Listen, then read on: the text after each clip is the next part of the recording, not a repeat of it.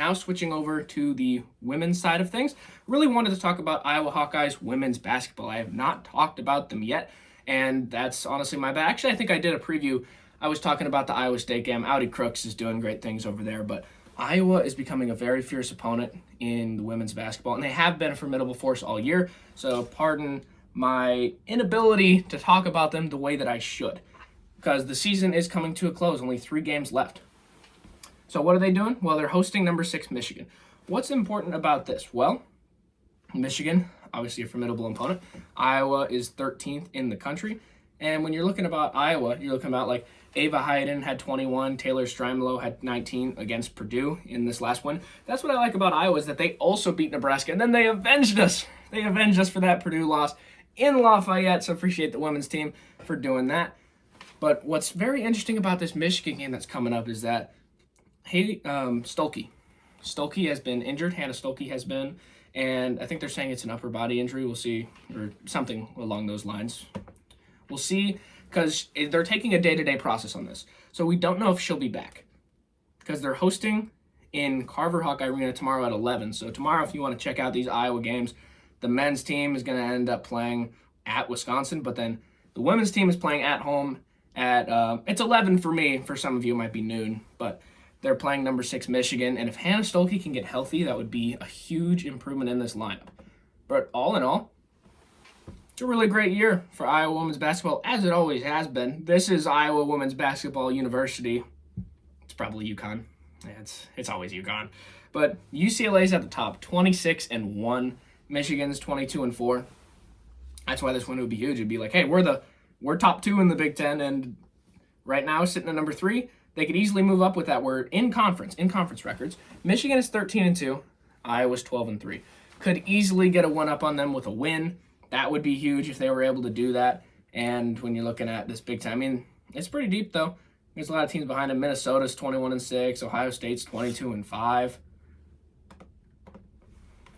So we'll have to see how they end up faring, because number 6 Michigan, obviously a formidable opponent. But how about Michigan basketball? Not only are the men's teams doing great, but then Michigan over here, what a year for their state.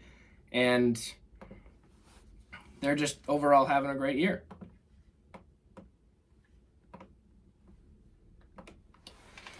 But what we'll have to really look out for is this legacy that they're trying to carry on, because Iowa has had some tremendous years of basketball in recent years, and now we're getting really close to the tournament. We'll have to see how they end up faring in the Big Ten tournament. I do think that they're going to do really solid in that, but I mean, you're looking at this. If they beat Michigan, at Iowa, by the way, you get home field advantage here, then all of a sudden you're top 2 in the Big Ten. That would be huge for this team, and I think that they can do it. We'll have to see if Hannah Stolke comes back, because that's going to be huge. If Hannah Stolke can get healthy for this game, that is going to be huge. But that doesn't mean that they don't have great players across the board. As we said, they were able to beat Purdue. Now, it was a little closer than expected, like 83-74. You think, if they have Stolke, they win that one with a little more ease. But Ava Hayden, Taylor Strimelo, Journey Houston, she had 16. Kylie Feuerbach, she had 10. So we'll have to end up seeing if Stolke ends up coming back. That would be a huge addition, and in a game that's really not needed, but it would be really nice to jump up into the Big Ten standings, which we can do. We can't really get past UCLA at this point in the year. I mean, maybe it's mathematically still possible, but I doubt that. But the remaining schedule for the Iowa women's basketball, it's not bad. You host number 6 Michigan.